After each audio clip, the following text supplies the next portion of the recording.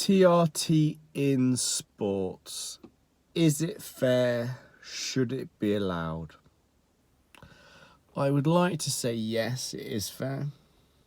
And it should be allowed. However, realistically, it shouldn't. Now, you could make the argument that we are simply restoring your male androgen levels to within normal physiological parameters to optimize health. And that is a very valid argument. However, when it comes to competition, man against man, can you apply that standard? Unfortunately, no. Why can you not apply that standard? Well, I will give you the perfect example. TRT Vitor Belfort. He was a monster. Why was he a monster? Well, he had not only the testosterone level of an 18-year-old, he also had 20 years of martial arts experience.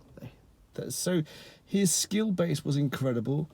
His physical capabilities were incredible. So even facing a young buck, 23 years old with decent testosterone levels, he had the unfair advantage of having sort of, multiple extra years of combat sports experience. So it's not really fair.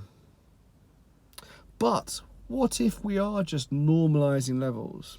Well, okay, he got tested at 1200 pre his Weidman fight. Weidman got tested at 300. So 1200 translated to nanomoles per litre, which is the units that the UK use, is about 40. Now, I don't have many guys up at 40 unless they've got high SHBGs, which decreases the conversion to free testosterone and estrogen. So, 40. That's pretty high, and that's at the end of a training camp. So just for the sake of argument, say that his natural levels were 40, for the sake of argument. Well, a 8-week intensive mixed martial arts training camp, training 2 or 3 times a day, which involves vigorous physical exercise, rolling, sparring, and at the end of an 8-week training camp, your testosterone level is 40. That is impressive, because then normally your testosterone level will probably be 60, something like that, nanomoles per litre. You should be physically exhausted. Because look at Weidman's. Weidman's was 300, so TRT Vitor 1200, Chris Weidman 300. Now you would expect a low-end normal testosterone level after a vigorous training camp, because you should be cream crackered. You should be ready to stand and bang when the time comes. But wow, from an anabolic versus catabolic perspective, that training camp should have cream crackered you. So, whilst I would love to say yes, because obviously we are trying to simply normalize male androgen levels with testosterone replacement therapy, it's kind of unfair. It's kind of unfair, especially in combat sports, when the other person across the cage is there to tear your head off. So unfortunately, no, we shouldn't really allow testosterone replacement therapy in sports. What a shame. It's that age-old argument, use versus abuse. And funnily enough, as human beings, we tend to err for abuse. Abuse is fun. We love abuse. But it is counterproductive to health. And the focus and the emphasis of testosterone replacement therapy should be optimized health. It shouldn't be going for super physiological levels. We've spoken ad nauseum about the fact that more is not better. You are an animal. You are supposed to have a certain level that is particular to your genetics, your physiology and requirements. So, what a shame. No, TRT, in my opinion, should not be allowed in sports.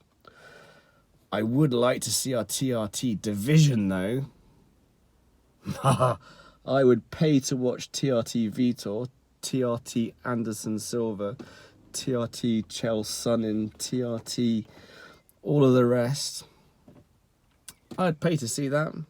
We could have an old timers league, a TRT league. Hell, why not? Let's just have a bang in all the gear league. Because let's not kid ourselves.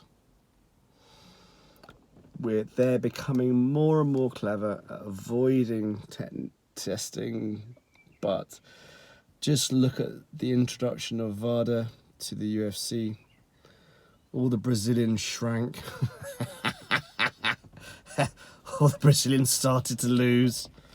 It was all rather peculiar. Hell, look at the start of the UFC. They were monsters. Guys that actually continued in the UFC when testing and weight classes came into fruition, they all shrank. Why is that? I wonder why that is. Hell, I do not have an objection to anabolic steroid use from the perspective it can be used to optimize health. Obviously, that's why most of the anabolic steroids were produced. It was actually to give those poor guys with wasting diseases, cancer, immunocompromised diseases, the capabilities for anabolic growth so they could become normal. But us naughty humans, guess what we use those anabolic steroids for?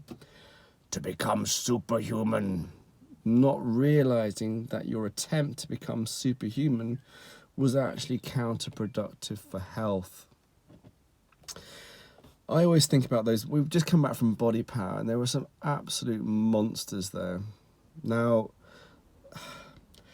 if you look at physiology, if you look at anatomy, if you look at biochemistry, you know, we are designed to have a certain level. Now, the one thing I would say, because you can make arguments, you can get counter arguments, the one thing I would say is the heart. The heart is encapsulated by a pericardium that also keeps the great vessels. So the heart can only grow so much. So if you are 10 times the size your genetics wants you to be, you cannot have a heart 10 times the size of the heart you already have. You will get some left ventricular hypertrophy. However, you can't get 10 times the capacity. So say you are 10 times the size you're supposed to be, obviously probably an exaggeration, and you want to go for a 5k run, good luck. So this is one of the reasons why lots of ex-bodybuilders have cardiovascular problems. You are designed to be only a certain size. We are weak. We are feeble of mind. We push boundaries that shouldn't be pushed. So we have to have a very hard line. No anabolic steroids.